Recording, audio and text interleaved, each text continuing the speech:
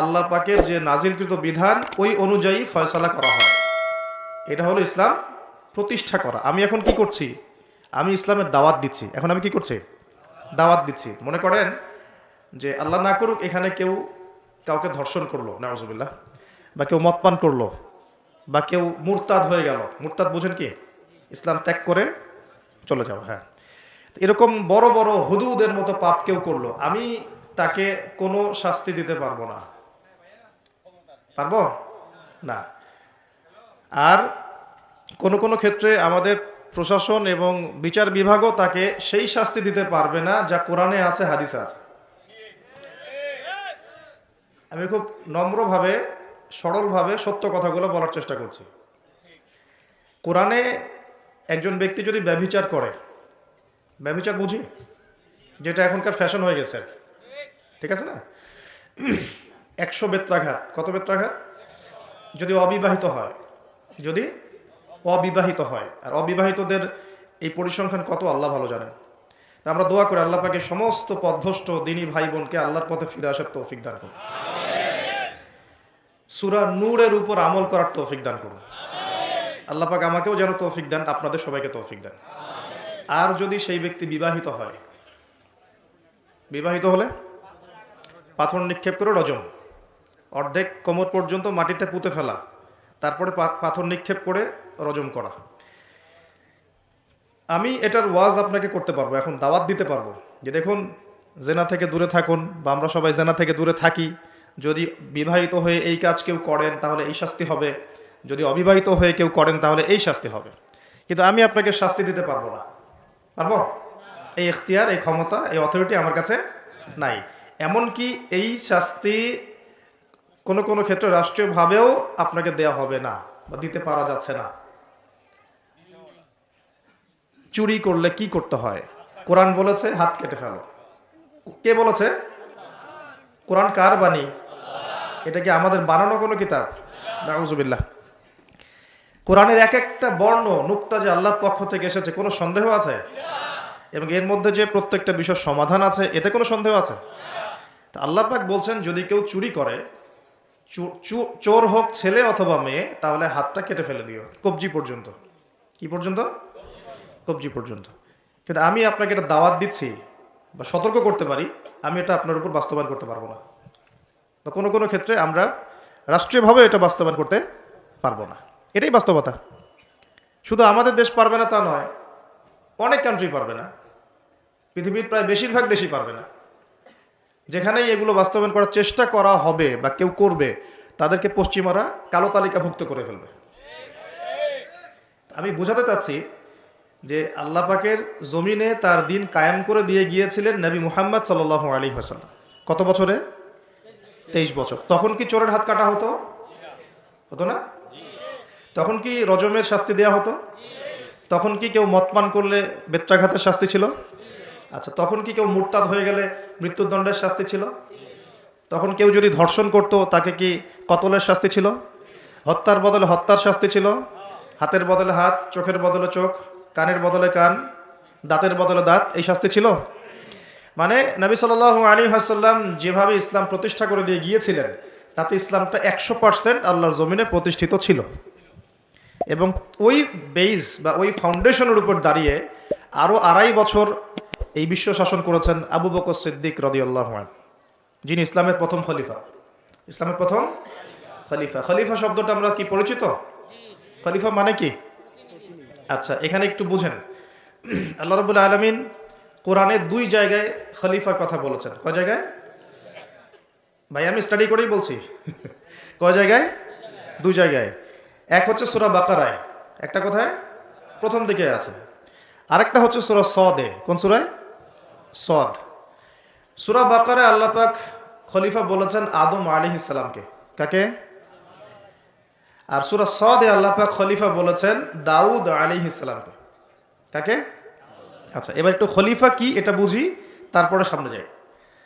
আল্লাহ পাক বলছেন বিসমিল্লাহির রহমানির রহিম, ওয়া ইয ক্বালা রাব্বুকা লিল মালায়েকা ইন্নী জাইলুন ফিল আরদি খলিফা। পড়েছেন তো সবাই? সমস্যা হচ্ছে আমরা সবাই কোরআন তো পড়ি কিন্তু হয়তো বুঝি না, বা এর উপযুক্ত ব্যাখ্যা আমাদের সামনে হয়তো পেশ করা হয় না, কারণ আমরা তো বেশিরভাগ সময় একে অপরের গোশত খাওয়া নিয়ে ব্যস্ত আছি আর কি, তাই না? এবং এটাকে আমরা কি বলবো যে ভালো কাজ মনে করি, হকের পথ মনে করি। বস্তুত এটাই শেষ জামানা, যখন সাদাকে কালো মনে হবে, কালোকে সাদা মনে হবে, হককে বাতিল মনে হবে, বাতিলকে হক মনে হবে, যেটা ন্যায় ওটাকে অন্যায় মনে হবে, যেটা অন্যায় সেটাকেই ন্যায় মনে হবে।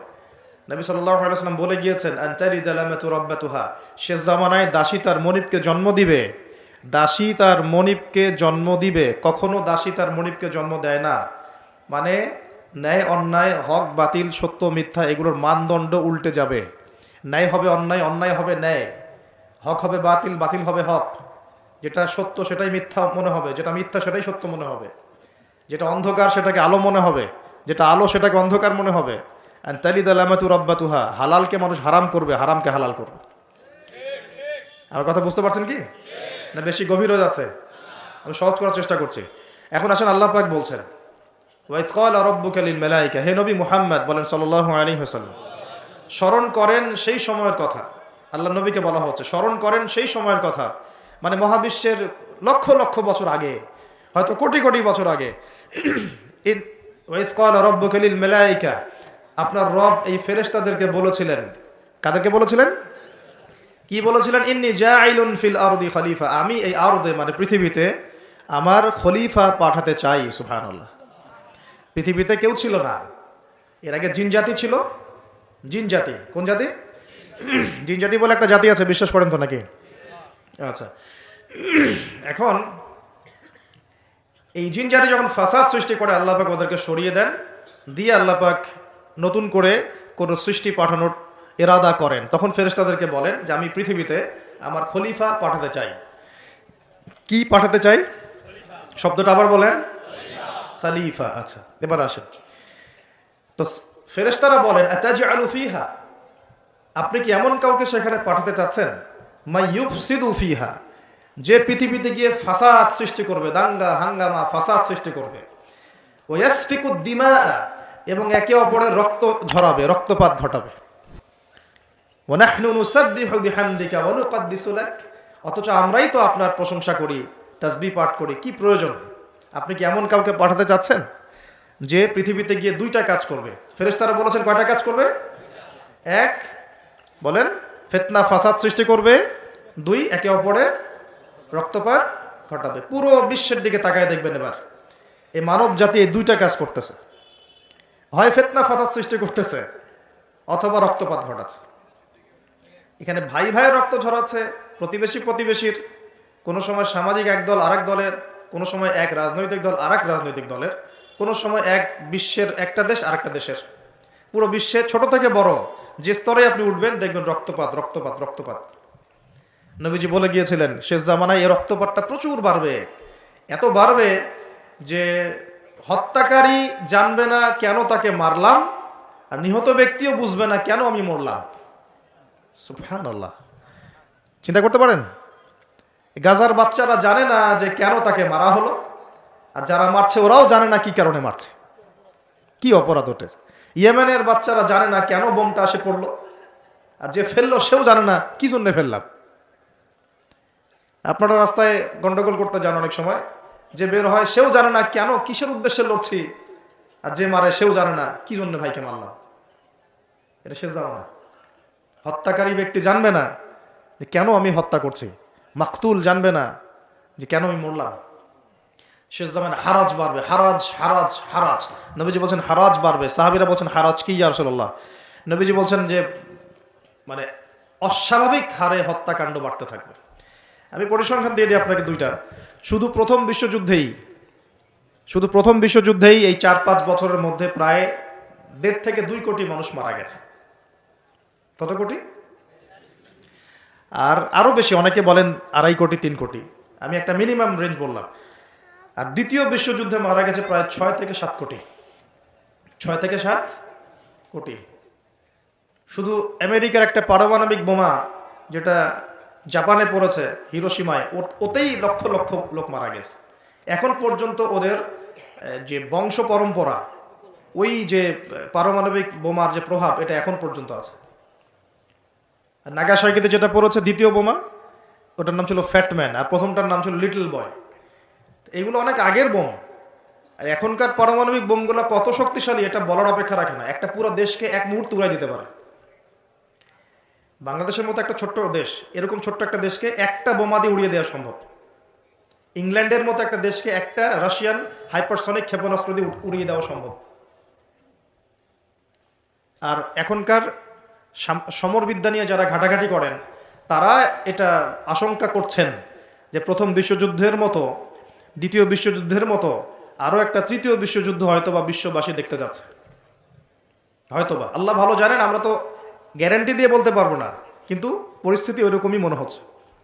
তবে এতটুকু জেনে রাখেন, হাদিসের মধ্যে মালহামা নামে একটা শব্দ আছে। কি শব্দ? নবীজি বলেছেন ইউফ্রেডিস নদী, মানে ফোরাত নদী। ইউফ্রেডিস কোন নদী? এই ফোরাত নদী অচিরেই তার ভূগর্ভস্থ সোনার পাহাড় বের করে দিবে। ফোরাত নদী অচিরেই তার সোনার পাহাড় বের করে দিবে, এবং ওই সোনাকে নিয়ে মারামারি করতে আসবে যে মানুষগুলো, তাদের মধ্যে প্রত্যেক 100 জনের মধ্যে 99 জন মানুষ মারা যাবে। আর ওই একজন ব্যক্তি যে বেঁচে থাকবে সে ধারণা করবে আমি সেই ব্যক্তি যে সোনাটা পাবো। আর মুসলিমদেরকে নবীজি বলছেন তোমরা যদি ওই সময় ওই জায়গায় থাকো, কোনো মুসলমান যদি সেটা দেখে, তোমরা সেই সোনায় হাতও দিবে না। আরেকটা হাদিস এসেছে যে অচিরেই রোমকরা, পশ্চিমারা আরবদের সাথে চুক্তি ভঙ্গ করবে এবং 80টা পতাকা নিয়ে তাদের বিরুদ্ধে যুদ্ধে নেমে যাবে। কয়টা পতাকা? 80টা। এবং প্রত্যেক পতাকার নিচে থাকবে 12,000 করে সৈন্য। কত হাজার? একটা যুদ্ধে এত বেশি 99% মানুষ মারা যাওয়াটা স্বাভাবিক না, এটা অস্বাভাবিক। ঢাল তলোয়ার AK-47 যুদ্ধে এমনটা হবে না বা হয় না। হয়তো এমন কোনো অস্ত্র সেখানে প্রয়োগ করা হতে পারে, এটা আমাদের ধারণা, আল্লাহ ভালো জানেন, যেই অস্ত্রগুলো দিয়ে অল্প সময়ে বেশি বেশি মানুষ মেরে ফেলা সম্ভব। ঠিক যেমন এখনকার নিউক্লিয়ার ওয়েপেন্স বা থার্মোনিউক্লিয়ার ওয়েপেন্স হতে পারে, আল্লাহ ভালো জানেন। তো বিশ্ববাসী এরকম একটা মালহামা দেখার অপেক্ষায় আছে। এই মালহামার পরেই আসবেন ইমামুল মাহদি। ইমামুল মাহদির পরে আসবে ঈসা ইবনে মারিয়াম। ঈসা ইবনে মারিয়ামের পরে আসছে ইসলামিক খেলাফত। ওই খেলাফত থেকে খলিফা, এই শব্দটা নিয়ে কথা বলছি এখন। আমি আবু বকর সিদ্দিকে ছিলাম রাদিয়াল্লাহু আনহু। ফেরেশতারা বলছেন আপনি কি এমন কাউকে পৃথিবীতে পাঠাতে চান গিয়ে রক্তপাত ঘটাবে অথবা ফাসাদ সৃষ্টি করবে? যেটা বললাম এখনকার বিশ্বে দুটোই আমাদের কাজ। তো আল্লাহ পাক বলছেন ইন্নী আ'লামু মা লা তা'লামুন, ইন্নী আ'লামু মা লা তা'লামুন, দেখো আমি যা জানি তোমরা সেটা জানো না। মানে আমার কিছু শুকরগুজার বান্দা থাকবে যারা এরকম ফিতনা ফাসাদ করবে না এবং রক্তপাতও ঘটাবে না, তাদের জন্যই আমি প্রস্তুত করেছি জান্নাতুল ফিরদাউস। সুবহানাল্লাহ। তো এখন ফেরেশতাদের মতামত আপনারা শুনলেন, আল্লাহ পাকের কথাও শুনলেন। এখন আল্লাহ রাব্বুল আলামিন তার খলিফা হিসেবে সৃষ্টি করলেন তার নিজ হাতে আদম আলাইহিস সালামকে। সুবহানাল্লাহ। প্রথম মানবকে, তিনি নবীও হলেন, তিনি প্রথম মানব এবং তিনি খলিফা। এখন আদম আলাইহিস সালামকে তার স্ত্রী সহ জান্নাতে থাকতে দেয়া হলো। এই ঘটনা আপনারা জানেন। ইবলিস এসে প্ররোচিত করলো। তার আগে ইবলিসকে বলা হয়েছিল সেজদা করো, সবাই সেজদা করলো, ইবলিস করলো না। মনে আছে? এটা তো আপনারা জানেন, ওইদিকে আমি আর ওই জন্য সময় নষ্ট করছি না। ইবলিস সেজদা না করে কাফের হয়ে গেল। আর আদম আলাইহিস সালাম এবং হাওয়া আলাইহিস সালামকে জান্নাতে থাকতে দেয়া হলো। বলা হলো যে এখানে থাকো, কিন্তু ওয়ালা তাকরাবা হাদিহিশ শাজারা, এই গাছের কাছেও যাবে না। ইবলিস ফুসলিয়ে ফাসলিয়ে তাদেরকে গাছের কাছে নিয়ে গেল, যেভাবে আমাদেরকে ফুসলিয়ে পাপের দিকে নিয়ে আসে ঠিক এভাবেই। ঠিক আছে? এখন আমাদের পিতামাতা একটা ভুল করে ফেললেন। মানুষ মাত্র কি হবে? আমাদের পিতামাতা ভুল করে ফেললেন। এটাই তো হাদিসের ব্যাখ্যা যে কুল্লু বনি আদম খাত্তা, প্রত্যেকটা বনু আদমেরই কি আছে? ভুল আছে। খয়রুল খাত্তাইন আত-তাওয়াবিন, যারা তওবা করে তারা হচ্ছে উত্তম ভুলকারী। তো আমাদের পিতা কিন্তু ভুলের উপর অটল থাকলেন না। ইবলিস যেমন তার মতে অটল থাকলো যে আমি সেজদা করি নাই, তো কি হয়েছে? খলাকতানি মিন নার ওয়া খলাকতাহু মিন তিন, আমাকে সৃষ্টি করেছেন আপনি আগুন দিয়ে, ওকে সৃষ্টি করেছেন মাটি দিয়ে। এটা ইবলিসের চরিত্র। যে ভুলের উপর অটল থাকে, সংশোধন করে না, সেই ইবলিসের অনুসারী। কথা বুঝতে পারছেন? ইবলিস কি এখানে সঠিক ছিল? নাউজুবিল্লাহ, কখনোই না। আল্লাহ পাক তাকে আদেশ করেছেন, আদম কিসের তৈরি সেটা তো দেখার দরকার নেই। আল্লাহ পাক আদেশ করেছেন, বাস তোমাকে সেজদা করতে হবে। এখন আমরা যেমন আল্লাহ পাকের আদেশের সামনে অনেক সময় এরকম দলিল উপস্থাপন করি এটা কেন করব, এটা কেন করব, তাই না? পর্দা কেন করব, নামাজ কেন পড়ব, যাকাত কেন দেওয়া লাগবে, এগুলি ইবলিসের চরিত্র। আর ইবলিস চ্যালেঞ্জ করলো আল্লাহকে, আল্লাহ পাক তাকে বের করে দিলেন, ফাখরুজ মিনহা ফাইন্নাকা রাজিম, এখান থেকে বের হও, তুমি অভিশপ্ত। ওয়া ইন্না আলাইকা লা'নাতা ইলা ইয়াউমিদ্দিন, কিয়ামত পর্যন্ত তোমার উপর লানত, অভিশাপ। ও আবার চালাক, সে বলল যে আমাকে কিয়ামত পর্যন্ত অবকাশ দিন, আনজিরনি ইলা ইয়াউমি ইউবআসুন, আমাকে কিয়ামত পর্যন্ত অবকাশ দিন। আল্লাহ পাক বলেন ইন্নাকা মিনাল মুনযারিন, যাও তুমি অবকাশপ্রাপ্তদের অন্তর্ভুক্ত একজন, ছেড়ে দিলাম তোমাকে, কিয়ামত পর্যন্ত হায়াত দেওয়া হলো। এবার সে বলছে ফাবিমা আগওয়াইতানি, হে আল্লাহ, যে আদমের জন্য আপনি আমাকে বের করে দিলেন, আমি চ্যালেঞ্জ করছি। এবার ইবলিসের চ্যালেঞ্জটাও মাথায় লিখে রাখেন, মাথায় লিখে রাখেন। ইবলিস বলছে ফাবিমা আগওয়াইতানি লাআকউদান্না লাহুম সিরাতাকাল মুস্তাকিম, যার জন্য আপনি আমাকে এখান থেকে বের করে দিলেন, আমি তার সরল পথে ওত পেতে বসে থাকবো। কিভাবে বসে থাকবো? ওত পেতে। সুম্মা লাআতিয়ান্নাহুম মিন বাইনি আইদিহিম ওয়া মিন খালফিহিম ওয়া আন আইমানিহিম ওয়া আন শামাইলিহিম ওয়া লা তাজিদু আকসারাহুম শাকিরিন, আমি তাদের ডান দিক থেকে আসব, বাম দিক থেকে আসব, সামন থেকে আসব, পিছন থেকে আসব, আপনি বেশিরভাগ আদম সন্তানকে শুকরগুজার পাবেন না। কে বললো এটা? ইবলিসের এই কথা সত্য না মিথ্যা বলেন তো? এখন সত্য হয় নাই? কিভাবে সত্য সেটা আরেকটা হাদিস থেকে দেখেন দলিল। আমি আর গভীরে ঢুকে যাচ্ছি। কিয়ামতের মাঠে আদম আলাইহিস সালাম, এই আদম আলাইহিস সালামই যখন উঠবেন, আদম আলাইহিস সালামকে আল্লাহ পাক ডেকে বলবেন তোমার সন্তানদের মধ্য থেকে জাহান্নামী জান্নাতি আলাদা করে দাও তো তুমি। তো আদম আলাইহিস সালাম বলবেন ইয়া আল্লাহ, কতজন জান্নাতি, কতজন জাহান্নামী? আল্লাহ পাক বলবেন প্রত্যেক 1000-এ 999 জনকে জাহান্নামের জন্য আলাদা করে দাও। বলেন নাউজুবিল্লাহ। এই হাদিসটা শোনার পরে সাহাবায়ে কেরাম রাদিয়াল্লাহু আনহুম খুব বিচলিত হয়ে পড়ল। তখন নবী সাল্লাল্লাহু আলাইহি ওয়াসাল্লাম আশ্বস্ত করলেন যে ওই যে 1% জান্নাতি দেখা যাচ্ছে, এগুলো উম্মতে মুহাম্মাদের মধ্যেই বেশি হবে ইনশাআল্লাহ। তবে কোন উম্মতে মুহাম্মাদি যে নামাজ পড়ে না, রোজা রাখে না, যাকাত দেয় না, শরীয়তের বিধিবিধানের কোনো পরোয়া করে না, কোরআনটা পর্যন্ত তেলাওয়াত করতে চাচ্ছে না, সেই উম্মতে মুহাম্মাদি কথা বলা হচ্ছে কি? নাকি যারা নিজেদের জান মাল সময় শ্রম সবকিছু ঢেলে দিয়ে দিনের জন্য নিজেকে নিবেদিত প্রাণ করে, কাদের কথা বলা হচ্ছে? এটা আপনারা নিজেরাই বোঝেন, এটা তো আমার বোঝানোর দরকার নেই। এখন বুঝেন তাহলে পার্সেন্টেজটা কত হবে। তো ইবলিসের কথা তাহলে সত্য হলো। ইবলিস কি বললো? ওয়ালা তাজিদু আকসারাহুম শাকিরিন, বেশিরভাগকে আপনি শুকরগুজার পাবেন না। আল্লাহ পাক নিজেও এই কথা বলেছেন সূরা সদের মধ্যেই, ওয়া কালিলুম মিন ইবাদিয়াশ শাকুর, আমার শুকরগুজার বান্দা খুব কম হবে। অন্য একটা জায়গাতেও আছে। তো এখন আল্লাহ রাব্বুল আলামিন আদম আলাইহিস সালাম আর হাওয়া আলাইহিস সালামকে জান্নাতে রাখলেন, তারা যে ফল খেয়ে ভুল করে ফেললেন, আল্লাহ পাক তখন তাদেরকে সাথে সাথেই বের করে দেন নাই, সাথে সাথে বের করে দেন নাই, বরং ফাতালাক্কা আদামু মির রাব্বিহি কালিমাত, আদম আলাইহিস সালাম আল্লাহর কাছ থেকে কিছু কালিমা বা বাক্য শিখে নিলেন। সুবহানাল্লাহ। ফাতাবা আলাইহি, ওই কালিমা ওই বাক্য দিয়ে আল্লাহ আদম আলাইহিস সালাম তওবা করলেন। ওই কালিমা ওই বাক্য দিয়ে আল্লাহ পাক আদম আলাইহিস সালাম কি করলেন? আবার বলছি, একটু পিছনে যান। ওই কালিমা ওই বাক্য দিয়ে আদম আলাইহিস সালাম কি করলেন?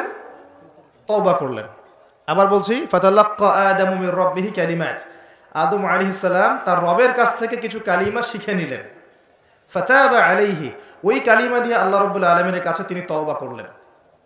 ইন্নাহু হুয়াত তাওয়াবুর রহিম, এবং আল্লাহ পাক তওবা কবুল করে তাকে মাফ করে দিলেন। ওই বাক্যটা কি ছিল সেটা একটু শুনি। ওই বাক্যটা ছিল রব্বানা, আমার সাথে বলেন, রব্বানা যালামনা আনফুসানা ওয়া ইল্লাম তাগফির লানা ওয়া তারহামনা লানাকুনান্না মিনাল খাসিরিন। মানে অর্থ হচ্ছে, হে আমাদের রব, রব্বানা যালামনা আনফুসানা, আমরা নিজেদের নফসের উপর জুলুম করেছি, ওয়া ইল্লাম তাগফির লানা, আপনি যদি আমাদেরকে মাফ না করেন, ওয়া তারহামনা, আমাদের উপর রহম না করেন, লানাকুনান্না মিনাল খাসিরিন, আমরা অবশ্যই ক্ষতিগ্রস্তদের অন্তর্ভুক্ত হয়ে যাব। এই কালিমা শিখলেন কে? আদম আলাইহিস সালাম তার রবের কাছ থেকে। এই কালিমা, এই দোয়া দিয়ে তিনি তওবা করলেন, আল্লাহ রাব্বুল আলামিন তাকে মাফ করে দিলেন। তবে তিনি বলে দিলেন আর জান্নাতে থাকা হচ্ছে না।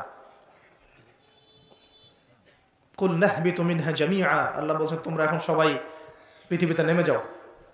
ফাইম্মা ইয়াতিয়ান্নাকুম মিন্নি হুদান, নেমে যাও পৃথিবীতে, কিন্তু জেনে রেখো পৃথিবীতে আমার পক্ষ থেকে তোমাদের কাছে হেদায়েত যাবে। কি যাবে?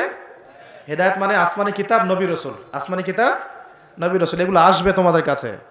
ফামান কুল নাহবিতু মিনহা জামিআ ফাইম্মা ইয়াতিয়ান্নাকুম মিন্নী হুদান ফামান তাবিআ হুদায়া, যে আমার এই হেদায়েতের অনুসরণ করবে ফালা খাউফুন আলাইহিম ওয়ালা হুম ইয়াহজানুন, তাদের কোনো ভয় নাই, কোনো দুশ্চিন্তা নাই, যেই জান্নাত থেকে গিয়েছো ওই জান্নাতে ফিরে আসবে ইনশাআল্লাহ।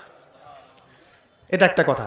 আর ওয়াল্লাযীনা কাফারু ওয়া কাযযাবু বিআয়াতিনা, কিন্তু যারাই আমার ওই হেদায়েতকে মিথ্যা প্রতিপন্ন করবে, অস্বীকার করবে, কুফরি করবে, ঠিক আছে, উলাইকা আসহাবুন নার, এরা হবে জাহান্নামের অধিবাসী, হুম ফিহা খালিদুন, এখানে তারা চিরস্থায়ী হবে। আল্লাহ পাকের বক্তব্য একদম সহজ সরল পরিষ্কার না? দুনিয়াতে যাচ্ছ যাও, এটা চিরস্থায়ী নয়। এই সময়টুকুর মধ্যেই আমার পক্ষ থেকে কি আসবে বলেন?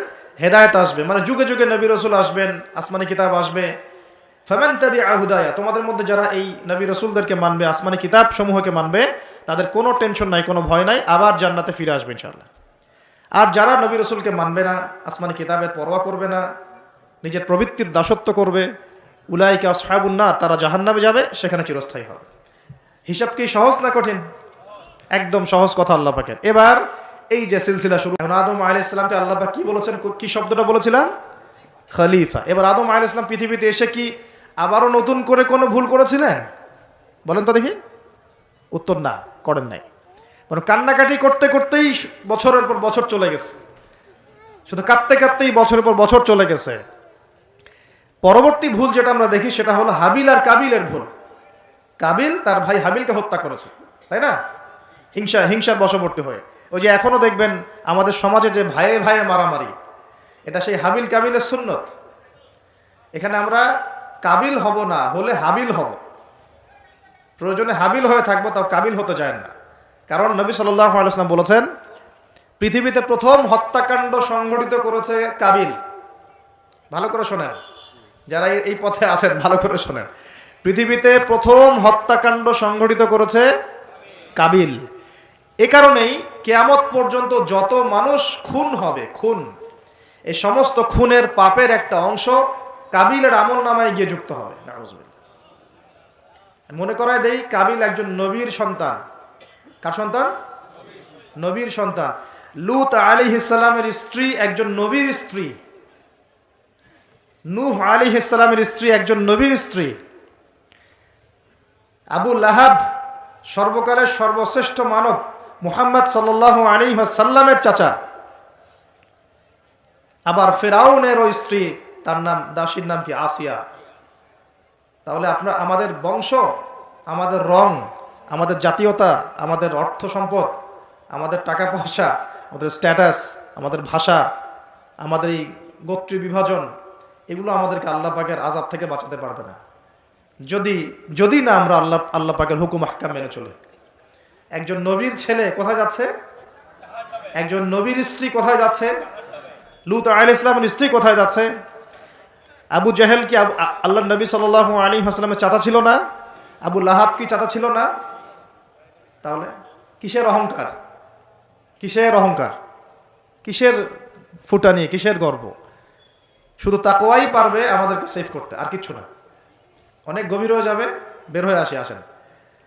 আদম আলাইহিস সালাম তার জীবদ্দশায় আল্লাহ পাকের জমিনে যতদিন থেকেছেন, তিনি কি আল্লাহর বিধান মেনেছেন না শয়তানের বিধান মেনেছেন? তার উপরে আল্লাহ পাক কিছু নাজিল করেন নাই? সহিফা নাজিল করেছেন, অবশ্যই করেছেন না? এমনকি কিভাবে কাপড় পরিধান করতে হবে, কিভাবে চাষবাস করতে হবে, কিভাবে এই পৃথিবীতে বেঁচে থাকতে হবে, এগুলো আল্লাহ রাব্বুল আলামিন জিবরাইল আলাইহিস সালামের মারফতে শিখিয়েছেন। মানুষ কাপড় পরা জানতো না, কে শিখিয়েছেন? আল্লাহ পাক। আল্লাহ পাক পোশাক নাজিল করেছেন। শুরুতে মানুষ গাছের ছালপাতা পরে থাকতো না, এগুলো মিথ্যা কথা। আল্লাহ রাব্বুল আলামিন আসমান থেকে পোশাক নাজিল করেছেন প্রথম। জিবরাইল আলাইহিস সালাম শিখিয়েছেন কিভাবে সুতা বুনতে হয়, কিভাবে জমি চাষ করতে হয়, কোন কোন গাছ উপকারী, কোন কোন গাছ উপকারী নয়, কোনটা আমরা খেতে পারবো, কোনটা খেতে পারবো না, কোন প্রাণী আমাদের জন্য খাওয়া ভালো হবে, কোনটা খাওয়া ঠিক হবে না, আল্লাহ পাক ওহীর মাধ্যমে জানিয়েছেন। এগুলো আমরা জানতাম না, এগুলো আমরা জানতাম। এমনকি কোন গাছে ঔষধি গুণাগুণ আছে, এটা আদম আলাইহিস সালামকে কে জানিয়েছে? আল্লাহ পাক তার ওহীর মাধ্যমে জানিয়েছেন। এই যে আমরা এখন সভ্যতা নিয়ে এত কথা বলি, সত্যি কথা হচ্ছে সভ্যতা শুরু হয়েছে নবীদের হাতে, আর সভ্যতা প্রসারিত হয়েছে নবীদের হাতে, আর সভ্যতা শেষও হবে একজন নবীর হাতে। সেই নবীর নাম কি? ঈসা আলাইহিস সালাম। Very good. সেই নবীর নাম কিন্তু ঈসা ইবনে মারইয়াম। তার হাতে সভ্যতা শেষ হবে, ওইটা লাস্ট একটা সভ্যতা পৃথিবী দেখবে অচিরেই সামনে।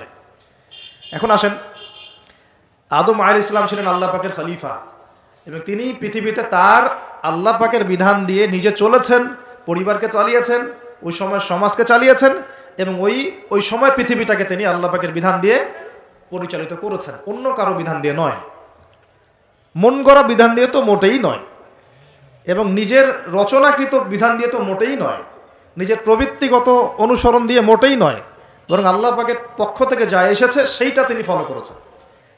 এই অনুসরণটাকে নূহ আলাইহিস সালাম করেন নাই, ইব্রাহিম আলাইহিস সালাম করেন নাই, মুসা আলাইহিস সালাম করেন নাই, ঈসা আলাইহিস সালাম করেন নাই, দাউদ আলাইহিস সালাম করেন নাই, সুলাইমান করেন নাই আলাইহিস সালাম। আমাদের নবী মুহাম্মদ সাল্লাল্লাহু আলাইহি ওয়াসাল্লাম তিনি কি করেন নাই? আমার কথা কি বুঝতে পারছেন? তাহলে তারা কি অনুসরণ করেছেন পৃথিবীতে? আল্লাহ পাকের ওহীর বিধান। কিসের বিধান? ওহীর বিধান। এখন আসেন, আরেকজন নবীকে আল্লাহ পাক বলেছেন খলিফা, তার নাম কি বলেছিলাম শুরুতে? দাউদ। কোন সূরায় আছে এটা? সদের মধ্যে।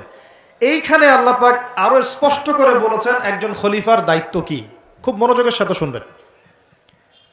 উপযুক্ত পরিবেশ মনে হচ্ছে বলে আলোচনাগুলো করছি, আপনারা খুব সুন্দরভাবে বসে আছেন, আমি কথা বলতে খুব কমফোর্ট ফিল করছি। আল্লাহ পাক বলছেন যে ইয়া দাউদ, হে দাউদ, ইন্না জাআলনাকা খলিফাতান ফিল আরদ, আমি আল্লাহ তোমাকে পৃথিবীতে আমার খলিফা করেছি। সুবহানাল্লাহ। হে দাউদ, আমি তোমাকে পৃথিবীতে আমার খলিফা করেছি।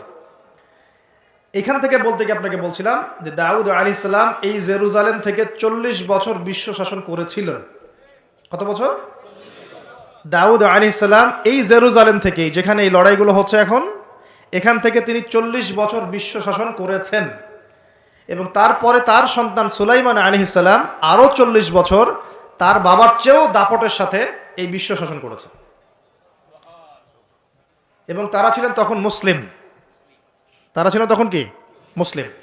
কিন্তু এখন যে ইসরায়েলকে আপনারা দেখছেন, তারা ওই শাসনটাকে ফিরিয়ে আনার চেষ্টা করছে, কিন্তু ভুল একটা পথে। ভুল পথটা কোথায়? তারা মনে করে তাদের একজন মাসিহ আসা এখনো বাকি আছে এবং তারা মাসিহুদ দাজ্জালকেই তাদের মাসিহ মনে করে। আল্লাহ পাক তাদের মাসিহ পাঠিয়েছিলেন, সেই মাসিহের নাম হচ্ছে ঈসা আলাইহিস সালাম, কিন্তু তারা নিজেরা তাদের মাসিহকে চিনতে ভুল করে হত্যার চেষ্টা করেছিল। তারা নবীদেরকে হত্যা করা জাতি, এমনকি তারা আমাদের নবী মুহাম্মদ সাল্লাল্লাহু আলাইহি ওয়াসাল্লাম কেউ হত্যার চেষ্টা করেছে একাধিকবার।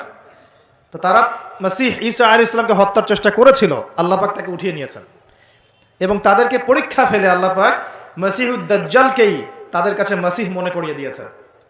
এখন তারা দাজ্জালের জন্য তাদের প্ল্যাটফর্মটা রেডি করছে। এই কারণেই এই সংঘাতগুলো আপনারা দেখছেন। দাজ্জালের কনসেপ্টটা না বুঝতে পারলে এখনকার জিওপলিটিক্সটা বুঝতে পারবেন না। ইউনাইটেড নেশনস আপনাদেরকে জিওপলিটিক্স বোঝাতে পারবে না। জিওপলিটিক্সটা বুঝতে হলে দাজ্জালের কনসেপ্ট লাগবে। তাদের ধারণা তাদের মাসিহ আসলে পরে তারা ওই ফিলিস্তিন থেকেই, জেরুজালেম থেকেই আবারও বিশ্ব শাসন করবে, এটা ওরা ধারণা করে। এই ধারণায় তারা বিগত 100 বছর থেকে কাজ করে যাচ্ছে। কত বছর থেকে? এবং কাজ করতে করতে করতে করতে এখন দেখেন কি অবস্থা। প্রায় বেশিরভাগ জায়গায় তারা দখল করে ফেলেছে। তারা রাজনীতি নিয়ন্ত্রণ করে ফেলেছে, তারা রাষ্ট্র গঠন করে ফেলেছে, তারা রাজধানী পর্যন্ত ঘোষণা করেছে, তারা অর্থনীতি নিয়ন্ত্রণ করে ফেলেছে, তারা ব্যাংকিং ব্যবস্থা নিয়ন্ত্রণ করে ফেলেছে, ব্যবসা বাণিজ্যের বড় বড় সেক্টর নিয়ন্ত্রণ করে ফেলেছে, প্রযুক্তিগুলো নিয়ন্ত্রণ করে ফেলেছে, অস্ত্রশস্ত্রগুলো মজুত করে ফেলেছে। এখন তারা যা ইচ্ছা তাই করতে পারে। এই কাজগুলো তারা কেন করছে এটা আপনারা বুঝতে পারছেন না। কেন তারা হাসপাতালে বোম মারবে? কেন শিশুদেরকে হত্যা করবে? কেন নিরীহ ফিলিস্তিনিদেরকে এখান থেকে উৎখাত করবে? কেন? আপনার তো একটা কুকুরের গায়ে লাথি মারতো মায়া লাগে, মায়া লাগে না? কিন্তু কিভাবে নির্দয়ভাবে এই কাজগুলো তারা 100 বছর থেকে করতে পারছে? কারণ তারা মনে করে তারা সঠিক কাজ করছে। তারা মনে করে যে তারা এই জায়গার মূল মালিক, এই জায়গার মূল মালিক তারা এটা মনে করে।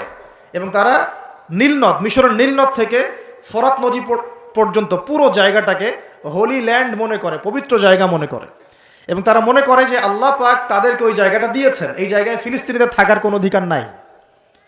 এই কারণেই তারা মুসলমানদের উপর বিগত এই 70-80 বছর থেকে, বলা যায় প্রায় 100 বছর থেকে, কারণ 1914 সালে তারা ঢুকেছে, এখন 2023 সাল চলছে, এই পুরো সময়টা জুড়ে তারা যে নির্বিচার বাড়িঘর দখল করা, জমি দখল করা, ধর্ষণ, শিশু হত্যা, ভাইদেরকে কারাগারে নিক্ষেপ করা, হ্যাঁ, নির্বিচার হত্যাযজ্ঞ, এগুলো কেন চালাচ্ছে? কারণ তারা মনে করে ওই জায়গাটা তাদের, এবং তারা মনে করে যে তাদের মাসিহ আসা মাত্রই তারা ওইখান থেকে বিশ্বটাকে শাসন করবে। এবার কি মিলাতে পারছেন বিষয়টা কোন দিকে যাচ্ছে? এবং সত্যি কথা বলতে কি, তাদের মাসিহ, তারা যাকে মাসিহ মনে করে, সেই মাসিহুদ দাজ্জাল সত্যি সত্যি সেখান থেকে আসবেও, এবং ইহুদিদেরকে নিয়ে সে বিশ্ব শাসন করবেও। দাজ্জাল আসবেও এবং ইহুদিদেরকে নিয়ে সে বিশ্ব শাসন করবেও। এটা আমাদের নবী সাল্লাল্লাহু আলাইহি ওয়াসাল্লাম বলে গেছেন। এটা হবে সর্বশেষ জালেমদের শাসন, সর্বশেষ। এবং কত দিন শাসন করবে সেটাও নবীজি বলে গিয়েছেন সাল্লাল্লাহু আলাইহি ওয়াসাল্লাম। আল্লাহ নবী বলে গিয়েছেন সে শাসন করবে 40 দিন। কতদিন? যার প্রথম দিনটা হবে 1 বছরের সমান। অলৌকিক না বিষয়টা? দ্বিতীয় দিনটা হবে 1 মাসের সমান। তৃতীয় দিনটা হবে 1 সপ্তাহের সমান। বাকি দিনগুলো হবে আমাদের দিনের মতো। পৃথিবীর সামনে এটা অপেক্ষা করছে, পৃথিবীর সামনে এটা আসা অপেক্ষা করছে মাত্র। এই যে ওদের দৌরত্ব আপনি দেখছেন জায়নিস্টদের, এটা এমনি এমনি না। এই যে পশ্চিমা মদদ, আমেরিকার সাহায্য, ব্রিটেনের সাহায্য, পুরো পশ্চিমা বিশ্বের সাহায্য, এত শক্তি, এত দাপট তারা দেখাচ্ছে, যা ইচ্ছা তাই করে ফেলছে। ইচ্ছা হলো 200টা বাচ্চাকে মেরে ফেললাম, কেউ বলার কিছু নাই। আশপাশের আরব কান্ট্রিগুলো তাকায় তাকায় ফুটবল খেলা দেখছে, ঠিক আছে? সবাই সর্বোচ্চ এতটুকু বলতে পারে, আমরা নিন্দা জানাই, আমরা এর তীব্র প্রতিবাদ জানাই, দ্যাটস অল, এতটুকুই। আরবের তেল সব নিয়ন্ত্রণ করে ফেলেছে। আরবের চতুর্পাশে তার প্রতিবেশী রাষ্ট্র স্থাপন করেছে এবং প্রত্যেকটা রাষ্ট্রে সে মুনাফিকদেরকে বসিয়ে দিয়েছে। এত এত কিছু কিভাবে করতে পারছে? কি মনে হয় আপনাদের কাছে? এমনি এমনি নয়, এর সাথে মাসিহুদ দাজ্জালের একটা গভীর সম্পর্ক আছে। এবং দাজ্জাল এই ইহুদিদেরকে নিয়েই বিশ্ব শাসন করবে, নবী সাল্লাল্লাহু আলাইহি ওয়াসাল্লাম বলে গেছেন।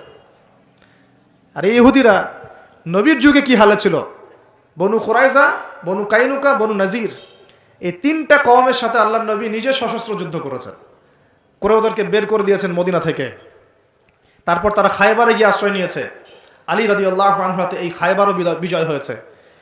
সবাইকে বের করার পরে নবীজি ইন্তেকালের কয়েকদিন আগে বলে গিয়েছিলেন, বাকি যারা আছে অবশিষ্ট, এদেরকে তোমরা এই জাজিরাতুল আরব থেকে বের করে দিও।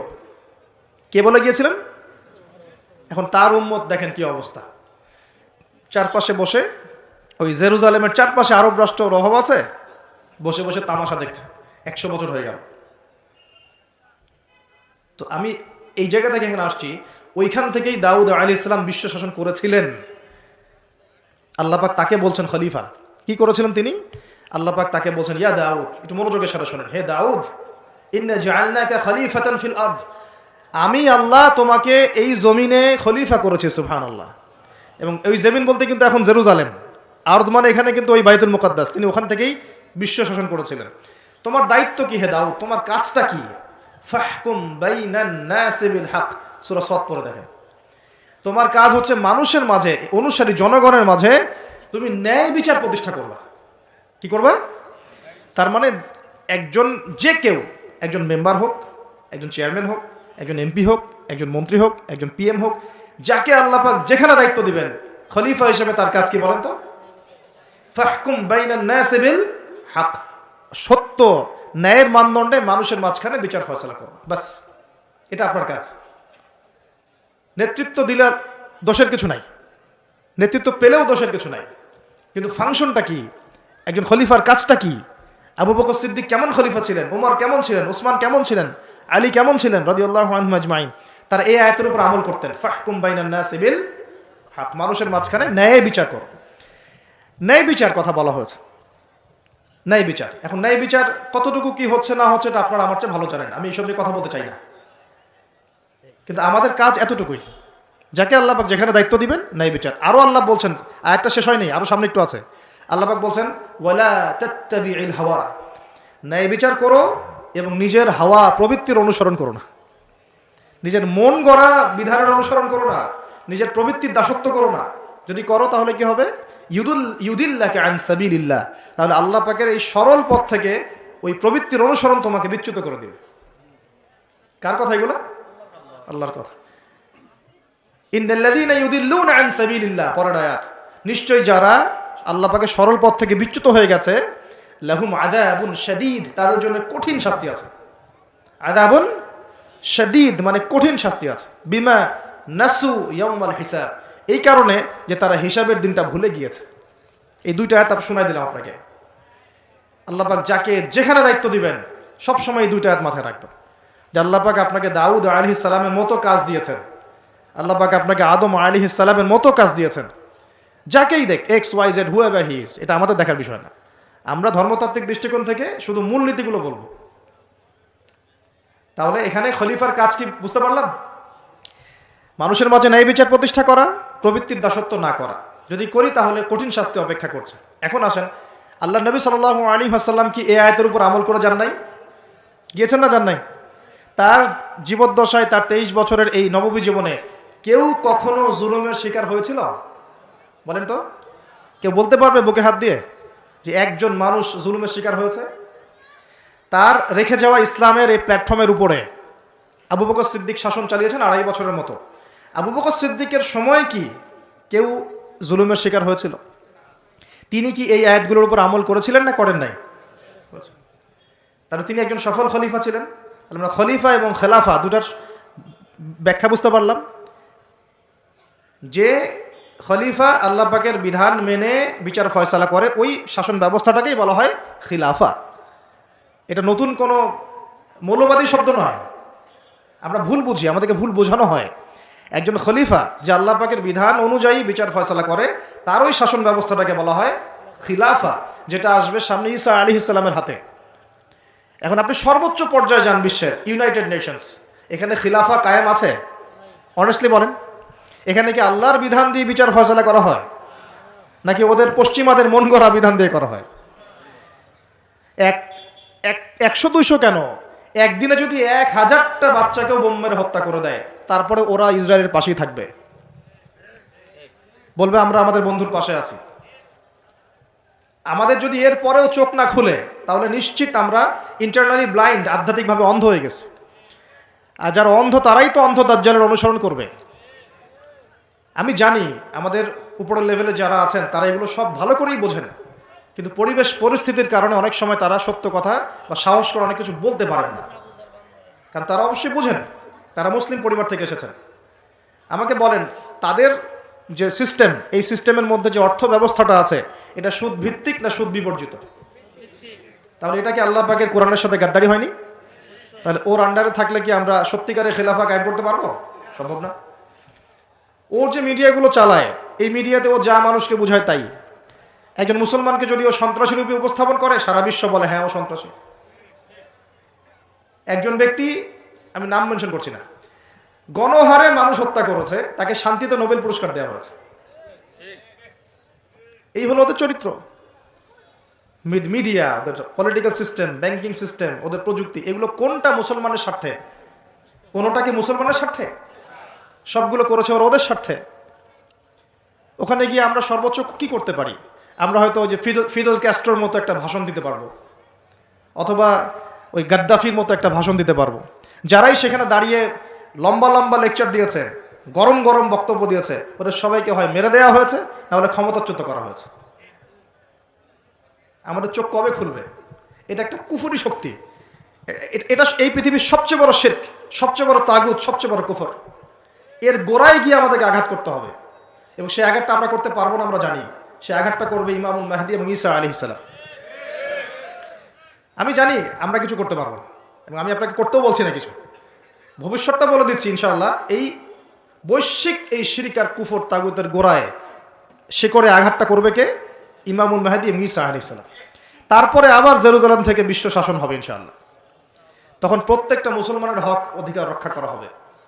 তখন মুসলমানরা এইভাবে মাথা নত করে বাঁচবে না, মাথা উঁচু করে বাঁচবে ইনশাআল্লাহ।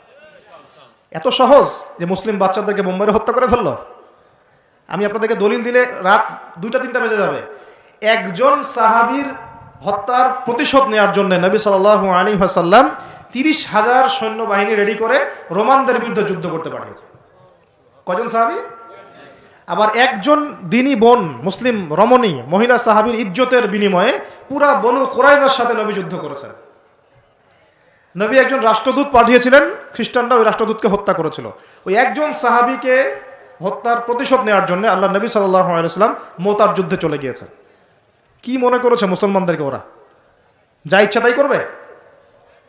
যখনই মুসলিমরা ইসলামের পক্ষে কথা বলার চেষ্টা করে অথবা শক্ত অবস্থান দেখানোর চেষ্টা করে, ওরা কয়েকটা অস্ত্র প্রয়োগ করে, স্যাংশন দিয়ে দিব, তারপরে কি করব, টাকার মান কমিয়ে দিব, ভিসা বাতিল করে দিব, অনেক সমস্যা। ওদের কাছে এরকম 70 থেকে 72টা অস্ত্র থাকে, একটা একটা করে প্রয়োগ করে। স্যাংশন একটা অস্ত্র, ভিসা একটা অস্ত্র, টাকার মান ইনফ্লেশন হবে, এটা একটা অস্ত্র, ঋণ দেওয়া বন্ধ করে দেবো একটা অস্ত্র, IMF এর লোন দিব না একটা অস্ত্র। এরকম অস্ত্র শেষ নাই। এগুলো আপনারা সবাই বুঝবেন না, পলিটিশিয়ানরা বুঝবে। এই শক্তিটা, এই পুরো পশ্চিমাদের এই পুরো শক্তিটা, আমি বলছি না তাদের মধ্যে ভালো মানুষ নয়, এটা বলছি না, এটা যারা নিয়ন্ত্রণ করে তাদের নাম জায়নিস্ট। তারা কারা? এই জায়নিস্টরা কখনোই মুসলমানদের স্বার্থে কাজ করবে না। কোশ্চিন কালেও তারা এই মুসলিম বাচ্চাদের রক্তের বদলা নিবে না। কোশ্চিন কালেও তারা আমাদের এই ভাই বোনদের জীবনের মূল্য দিতে পারবে না। তারা আমাদের পক্ষে অবস্থান নিবে না। হাজার হাজার মুসলিমকে মেরে ফেলার পরেও তারা ওদেরই পক্ষে অবস্থান নিবে। এমনকি যেগুলো নিয়ে কথা পর্যন্ত বলবে তাকেও গুপ্ত হত্যা করতে পারে। দ্য সিক্রেটস অফ জায়নিজম বইটা পড়ে দেখেন, হেনরি ফোর্ডের লেখা। উনি নিজেও ওদের একজন ছিলেন, বের হয়ে এসেছেন, পরে সৎপথে এসে বইটা লিখেছেন। বইটা পড়ে দেখেন, পড়াশোনা করেন। আমাদেরকে চোখ কান খোলা রেখে চলতে হবে। আমি এই মূল জায়গা থেকে আস্তে আস্তে শেষের দিকে আসতেছি, একটু মনোযোগ ধরে রাখেন। এটা হলো খেলাফা এবং খলিফার ফাংশন। এখন আবু বকর সিদ্দিককে এটা আমল করে দেখেন নাই? উমর ইবনুল খাত্তাব, তার 10 বছরের শাসন। কত বছর? এই 10 বছরে আপনি একজন মানুষ দেখান যে অনাহারে মারা গেছে বা দারিদ্র সীমার নিচে ছিল, বা ওই 10 বছরে একজন মুসলিম বোনের ইজ্জত হানি করা হয়েছে, একটা বাচ্চাকে হত্যা করতে পেরেছে, বা একজন মুসলিম ভাইকে অন্যায়ভাবে হত্যা করেছে, বা শুধু মুসলমানদের উপরে গরম গরম কথা পর্যন্ত বলেছে, একটা দলিল খালি দেখেন আমাকে। 10 বছর আপনি দেখাতে পারবেন না। বরং মানুষ চাকরি ছেড়ে দিচ্ছে এসে, ইয়া আমিরুল মুমিনিন, আমার কোর্টে তো মামলাই আসে না, আমাকে অযথা বেতন দেন কেন? এই যে বর্তমান রাষ্ট্র ব্যবস্থার কাঠামো, এটা ওমর রাদিয়াল্লাহু আনহু দিয়েছেন। তার জীবনী পড়ে দেখেন, ইতিহাসগুলো পড়ে দেখেন। এখন এই 10 বছর যদি এভাবে চালানো যায়, তাহলে আমরা কেন এখন দুর্বল হচ্ছি? আরো সামনে যান, ওই 10 বছরে ওমর রাদিয়াল্লাহু আনহু এই বাইতুল মুকাদ্দাসও জয় করেছিলেন, মনে আছে? উটের পিঠে তিনি একবার চলেছেন, তারপর ভৃত্যকে উঠিয়েছেন। ওটা নিয়ে কাজী নজরুল ইসলাম কবিতা লিখেছিলেন। এগুলো তো এখন নাই। কবিতাটা, এটা তো আমিরুল মুমিনিন কবিতা ছিল না একটা আগে, ওটা তো এখন আপনারা পড়তে পারেন না। কেন পড়তে পারেন না এটা আপনারা বুঝবেন। কেন পড়া যাচ্ছে না? কি সমস্যা হচ্ছে? পড়লে কি হবে?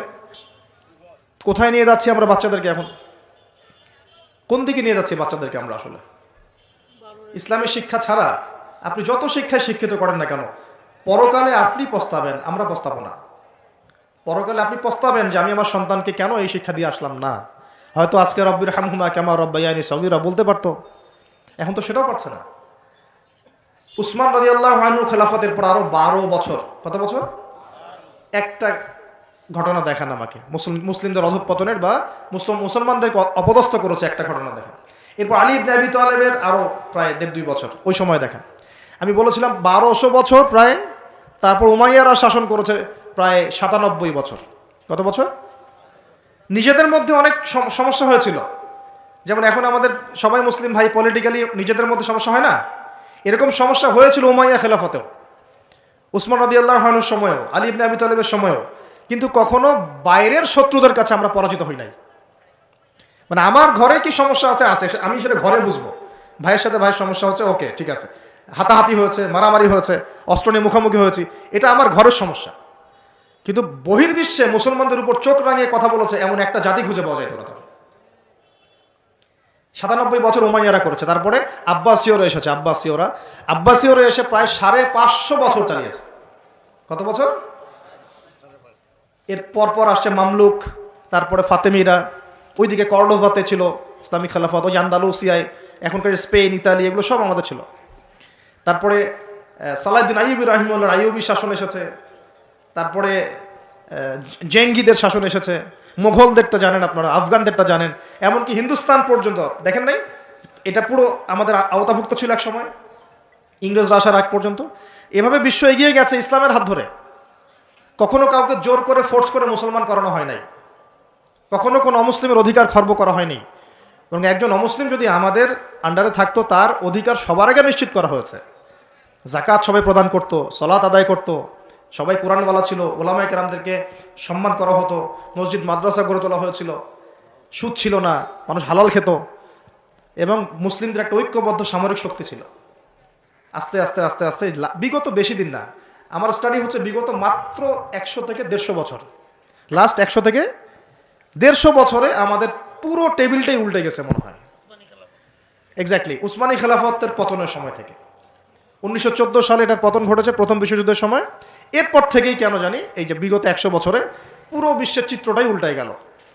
যারা আমাদেরকে কর দিত একসময়, ট্যাক্স, ওরা এখন আমাদেরকে বলে ঋণ দিব কি দিব না। সুবহানাল্লাহ, আপনারা চিন্তা করেন একটু বিষয়টা। যারা আমাদেরকে ট্যাক্স দিয়ে আমাদের জমিতে থাকতো, ওরা আমাদেরকে বলে লোন লাগলে অ্যাপ্লাই করতে হবে, শর্ত সাপেক্ষে দিতে পারি, তা আবার চড়া সুদে। ওরা বলে যে পলিটিক্যাল সিস্টেম আমাদের কেমন হবে, ও ইন্টারফেয়ার করতে চায়, ও এসে নাক গলাতে চায় যে তোমাদের রাষ্ট্র ব্যবস্থা কীভাবে চলবে। ওরা এসে এখন ঠিক করে দেয় যে আমাদের সংস্কৃতি কেমন হবে, আমাদের শিক্ষানীতি কেমন হবে, ইত্যাদি ইত্যাদি। যে জেরুজালেমে ঢোকার আগে ওদেরকে 10 বার চেকিং করতে হতো, ওখানে আমরা ত্রাণ পাঠাতে পারছি না। ওখানে আমরা মুসলমানরাই আমাদের ভাইকে ত্রাণ পাঠাতে পারছি না, নির্বিচারে মানুষ মারছে, কিন্তু আমরা গিয়ে প্রতিহত করতে পারছি না, আমরা ফোর্স পাঠাতে পারছি না। আপনি বিশ্বাস করেন বাংলাদেশে যারা উপর থেকে নিচু লেভেলে যে সেক্টরে মানুষরা আছেন, এদের মধ্যে বহু ইমানদার মানুষ আছে, বহু ইমানদার মানুষ আছে। পলিটিশিয়ানদের মধ্যে, র্যাবে, বিজিবিতে, আর্মিতে, আনসারে, প্রত্যেকটা জায়গায় এমন বহু মানুষ আছে যাদেরকে যদি আপনি পাঠাতেন যে যাও ওই জালেমদের বিরুদ্ধে অস্ত্র ধরো, দেখতেন ওরা বুক পেতে শহীদ হয়ে যেত। বহু মানুষ আমাদের দেশে আছে। ইমান আমরা লালন করি বলেই তো কথাগুলো বের হচ্ছে। আমাদের জায়গা, আমাদের জমি, আমাদের ভাই, আমাদের বোন, আমাদের বাচ্চাকে মেরে শেষ করে ফেললো, আমরা সামান্য প্রতিবাদটুকু করতে পারছি না। প্রতিবাদ করার প্ল্যাটফর্মটা কোথায়? জাতিসংঘে যেতে হবে। জাতিসংঘে গিয়ে প্রতিবাদ করে লাভটা কি হবে? ও বলবে যে আমি তার পাশে আছি, শোনায় নিবে। বাংলাদেশের মতো ছোট একটা দেশ যে পরিমাণ সাহস দেখিয়েছে, ওখানে আরবের বড় বড় মুসলিম রাষ্ট্রগুলো সেই সাহস দেখাতে পারে না। কিসের ওয়াইসি, নাটক, সার্কাস মনে হয় এগুলাকে। 110-20 জন বসবে, খ্যাপসা খাবে, খ্যাপসা আর ওই যে কি ফাহাম, এগুলো খাবে বসে বসে। কোকাকোলা পান কর, কোকাকোলা, স্প্রাইট। শেষমেশ সবাই মিলে একটা সিদ্ধান্তে আসলো যে নিন্দা জানানো দরকার, নিন্দা জানাই। কেন নিন্দা জানাই? আরবের জনগণ তো খেপে যাবে, জনগণ তো ইমানদার, জনগণ বলবে যে আপনারা কিছু করেন না কেন। ওদেরকে দেখানোর জন্য মিটিংটা আয়োজন করব। আজ পর্যন্ত কি পদক্ষেপটা নিয়েছে? 15,000 মানুষের জীবনের মূল্য কি এই 1500 টাকার ত্রাণে চলে যাবে? এত ত্রাণ দিলেই হয়ে যাবে? কেউ কেউ তো বর্ডার পর্যন্ত বন্ধ করে রেখে দিচ্ছে যে এখানে আসতেও দিব না। এই হিস্ট্রি একদিন 2 দিনের না, আমি এক মিনিটে বলতে পারবো না। আপনারা ডক্টর রাগিব সারজানি এবং ডক্টর আলী মোহাম্মদ সাল্লাভি, তাদের ইতিহাসের বইগুলো পড়েন। ফিলিস্তিন নিয়ে বহু কিতাব আছে। এটা বিশাল ইতিহাস। এটা এখন অক্টোবর মাসের ঘটনা না, এটা অক্টোবর মাসের 6 তারিখে নতুন করে শুরু হয়েছে মাত্র। এটা প্রায় 97 বছর থেকে চলছে। কখনো এই রমজানে, কখনো সেই রমজানে, কখনো এই ইস্যু নিয়ে, কখনো সেই ইস্যু নিয়ে, কখনো নিজেরাই এটাকে সৃষ্টি করে। করতে করতে আস্তে আস্তে আস্তে 76 ভাগ জায়গা ওরা এখন দখল করে ফেলছে। আর আমি বললাম এদের সাথে দাজ্জালের মারাত্মক সম্পর্ক আছে, সামনে বুঝতে পারবেন। তো এটা একদিন 2 দিনের ইতিহাস নয়। আর এই প্রতিহতটা মানুষ আজকে নতুন করে করছে এমন নয়, প্রতিহত করেছে অনেকেই। অনেক সংগঠন এখানে প্রতিহত করে করে করে করে চলে গেছে। এখন না হয় আপনি হামাসকে দেখতে পাচ্ছেন, আগে তো সে ছিল না। ইন্তেফাদার আগে তো সে ছিলই না। নতুন করে তাকে প্রথম শুরু করেছিল ইখওয়ানুল মুসলিমিন। তার আগেও ওই যে কাসসাম ব্রিগেড, আপনার নাম শুনেছেন, ইজউদ্দিন কাসসাম, উনি প্রথম শুরু করেছিলেন 1935 সালের দিকে। এই ইতিহাসগুলো পড়তে থাকেন এবং কিভাবে তার আস্তে আস্তে এই জায়গায় ঘাঁটি গেড়েছে। আর এখন তারা কত শক্তিশালী আমাদের কল্পনার বাইরে। তা আমরা আমাদের আল্লাহ রাব্বুল আলামিনের কাছে দোয়ার চ্যানেল খোলা আছে। আমরা আমাদের মন থেকে দোয়া করবো ইনশাআল্লাহ। বলতে পারলে বলবো, লিখতে পারলে লিখবো, পণ্য বয়কট করতে পারলে করব, আমরা কূটনৈতিক সম্পর্ক ছিন্ন করতে পারলে করব। আমাদের পক্ষে যা করা সম্ভব তাই করবো ইনশাআল্লাহ। কারণ আমাদের তো হাত বাঁধা। দেখেন, আপনি চিন্তা করেন, চারপাশে আরব রাষ্ট্রগুলো তামাশা দেখছে, মাঝখানে মাত্রই 27 একর বর্গ কিলোমিটার জায়গা, 27 একর জায়গা আর কি, এটার মধ্যে বোম্বিং হচ্ছে। সবাই মানে 22 লক্ষ মানুষকে একটা জায়গায় নিয়ে এসে বোম মেরে হত্যা করা হচ্ছে। মানে ভাবটা এরকম যে ধরেন বাইতুল মোকাররমে সব মুসলমানকে ঢুকিয়ে বিষ প্রয়োগ করে হত্যা করা, যেমন এরকম আর কি, স্প্রে মেরে হত্যা করার মতো। অল্প একটু জায়গা, এর মধ্যে 22 লাখ মানুষকে ঢুকিয়ে দিয়ে বোম মেরে মেরে হত্যা করা হচ্ছে। এর চেয়ে বড় জুলুম পৃথিবী আর কোথাও দেখে নাই। আর ওই জায়গাটাকে আল্লাহ পাক বরকতময় বলেছেন, ওই জায়গাটাকেই আল্লাহ পাক বরকতময় বলেছেন। কেন? ওই জায়গা থেকে আল্লাহ পাক বেশি বেশি শহীদ কবুল করছেন, সুবহানাল্লাহ। এটাও বোঝেন, ওই জায়গা থেকে বেশি বেশি শহীদ আল্লাহর কাছে যাচ্ছে এবং তারা জীবিত, তারা জান্নাতে আছেন এখন ইনশাআল্লাহ। তবে শেষ করে দিয়ে একটা হাদিস দিয়ে এখানে নবী সাল্লাল্লাহু আলাইহি ওয়াসাল্লাম এই জায়গা সম্পর্কে বলেছেন, শেষ জামানায় লা তাযালু তাইফাতুন মিন উম্মতি যাহিরিন আলাল হক লা ইয়াদুররুহুম মান খাযিলাহুম।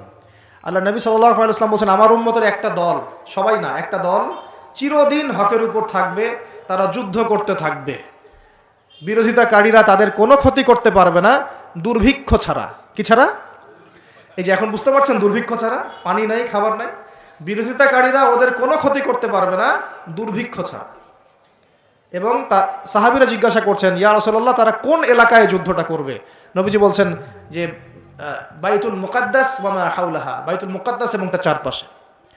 আরেকটা জায়গা আসছে যে ফিল দিমাশক, মানে যে সিরিয়ার দামেস্ক এবং তার চারপাশে। নবীজি বলছেন সর্বশেষ এই দলটা দাজ্জালের সাথেও যুদ্ধ করবে। তো এই দিকে পৃথিবী যাবে। এখন আমরা আজকে সংক্ষিপ্ত আলোচনায় এতটুকু বোঝানোর চেষ্টা করলাম। দেখুন, আমরা পৃথিবীতে এমনি এমনি আসি নাই, আল্লাহ পাকের খলিফা হয়ে এসেছে। আল্লাহ পাকের খলিফার কাজ নিজে আল্লাহ পাকের বিধান মেনে চলা, তারপরে সবার আগে আমার পরিবারকে মানানোর চেষ্টা করানো। যদি পরিবার মানে আলহামদুলিল্লাহ, যদি না মানে দাওয়াত দেয় আমার কাজ এতটুকু পর্যন্তই। আর যদি আমার সন্তান হয় তাহলে তাকে আমি ফোর্স করতে পারি, চাপ দিতে পারি, কিন্তু আমি আমার পিতাকে তো চাপ দিতে পারবো না, আমার মাকে আমি চাপ দিতে পারবো না, দাওয়াত দিতে পারবো। আমার স্ত্রী সন্তানদেরকে আমি চাপ দিতে পারবো। তো খলিফা নিজেও হব, নিজের পরিবারের মধ্যেও সেই খলিফার সুন্নতগুলো থাকবে। তারপরে আমি আমার সাধ্যমতো সমাজে এটার প্রচার প্রসার ঘটাবো। আল্লাহ পাক যদি কবুল করেন বড় পরিসরেও খিলাফা কায়েম হবে ইনশাআল্লাহ। আর আল্লাহ পাক যাকে যেখানে দায়িত্ব দিবেন তার মনে রাখা উচিত হবে তিনি হচ্ছেন এই পৃথিবীতে আদম আলাইহিস সালামের সন্তান। তিনি এই পৃথিবীতে ওই দাউদ আলাইহিস সালামের রোল প্লে করছেন।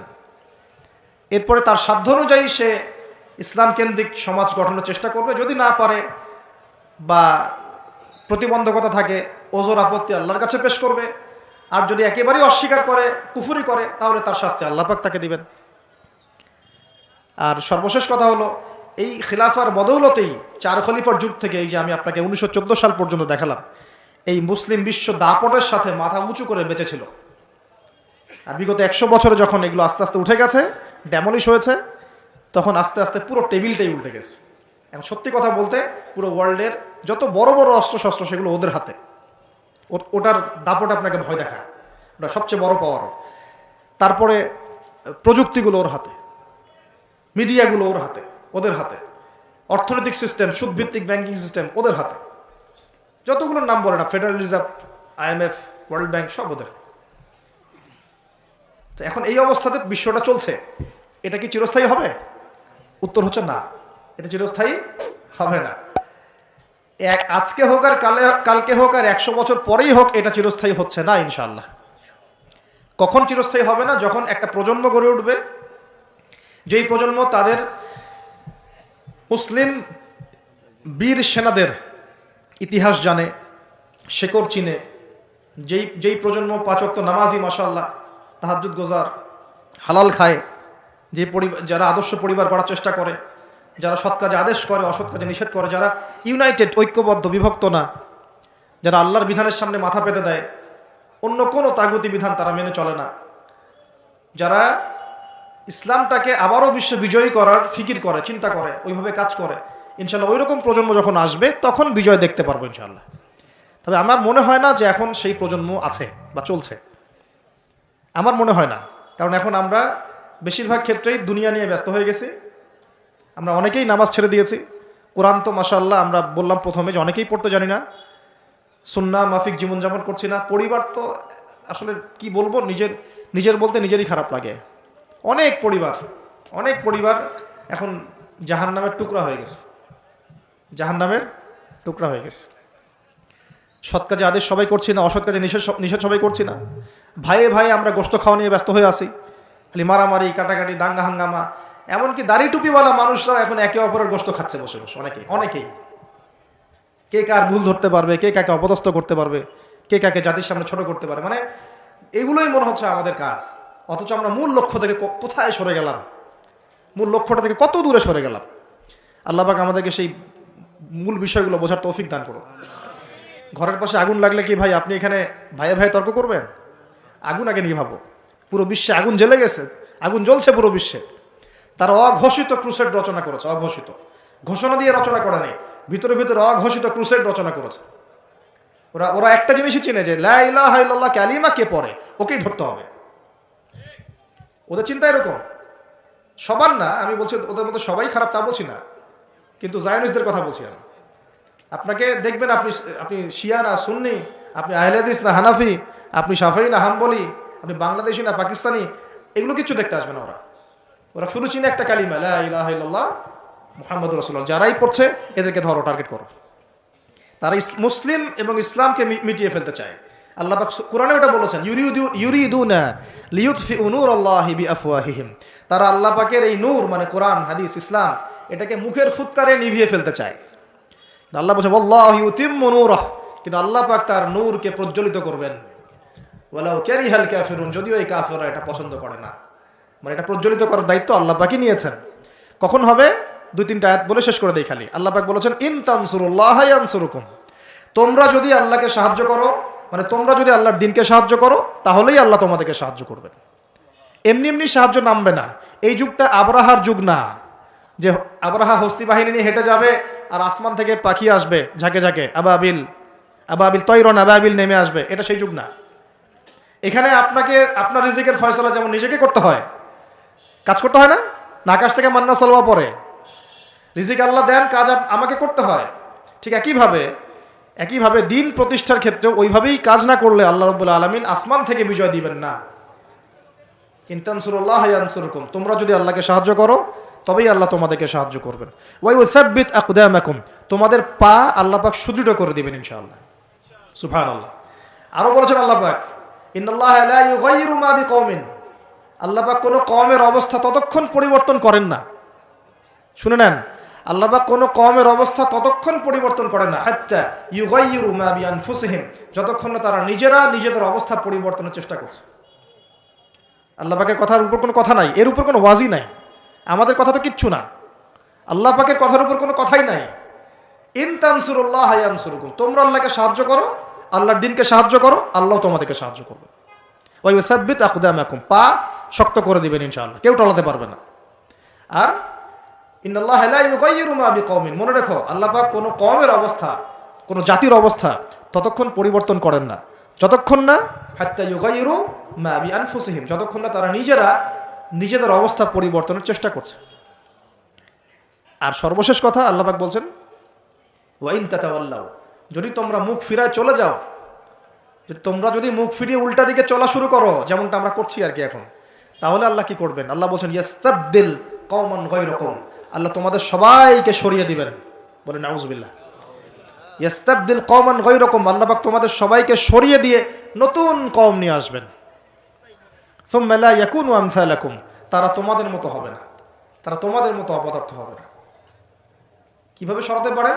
এক মহামারীতে সরাতে পারেন না, এক ভূমিকম্পে সরাতে পারেন।